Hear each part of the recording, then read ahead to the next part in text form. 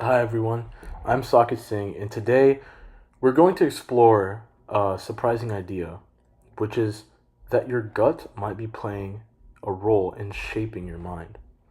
More specifically, I want to explore this question. The question is, can we use microbiome science to transform how we treat mental health and psychiatric disorders? What if the trillions of bacteria in your gut played a role in how anxious or how happy you feel? This isn't a metaphor, it's the science behind the gut brain axis. This emerging field is reshaping how we think about the brain, how we think about mental health, and even the study of psychiatry itself. If something as tiny as a microbe can influence our emotions, what else might we be overlooking? The gut and brain constantly communicate through nerves like the vagus, through hormones, and even through our immune system. Stanford researchers have found that connections between gut health and anxiety, Parkinson's, and long COVID systems exist. If your gut can affect your mental state, should we be treating mental health like it begins and ends in the brain? This whole relationship between the gut and the brain and how it contributes to mental health begs the question of why it matters. Mental illness affects 1 in 5 adults in the United States, yet traditional treatments focus on the brain's chemistry.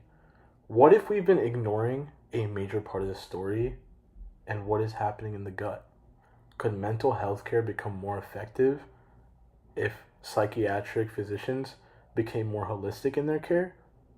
Out of the hundreds of papers that discuss the relationship between the gut and the brain and the gut brain axis as a whole, I decided to include a couple to support my points. Foster and McVeigh, an image that is given in this slide and cited, discovered that gut microbes influence mood by interacting with our immune system and altering our brain chemistry. Their work showed that when the gut microbes change, our emotions do as well, and also our behaviors do as well. Another study by Sarkar and his colleagues found that gut microbiome imbalances are linked not only to depression, but also to cognitive dysfunction and anxiety. But more importantly, they suggest that we might be able to treat these issues by changing the microbiome.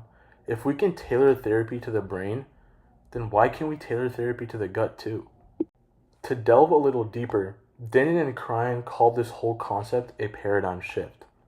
Their work connected the microbiome gut-brain axis, not just to conditions like IBS, but also to depression, autism, and a disease very well known in the geriatric community, Parkinson's.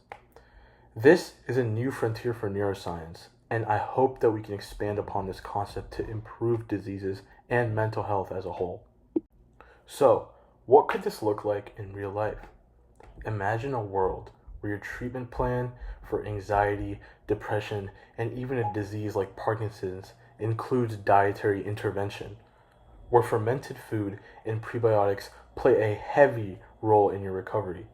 These aren't just science fiction ideas. They're already being studied so we can implement them in the future. So, here's the big question. This is what I want all of you guys to consider. If changing your gut could improve your mental health, would you change your lifestyle? Would you change your diet? Would you use food not just as fuel, but also as medicine? To conclude, the microbiome reminds us that mental health isn't just in our head. It's a full body conversation. And maybe, just maybe, psychiatry needs to listen to the gut a little bit more. So what else might we discover when we stop separating the mind from the entire body itself? Thank you so much for listening. I hope this sparked curiosity and made you question the norm. I hope it also gave you a new lens to view mental health through. And like I always like to say, let's keep exploring science and let's stay curious. This last slide includes all the references cited throughout the paper. It includes images and figures to quotes that derive from these articles and papers, and I honestly encourage all of you guys to look at these articles and papers if you want more knowledge on the gut-brain axis as a whole and its connection to mental health as well. And all in all, I just want to say that I am thankful for this opportunity, and I'm so glad that I could deliver this talk to you guys. Thank you guys. Bye-bye.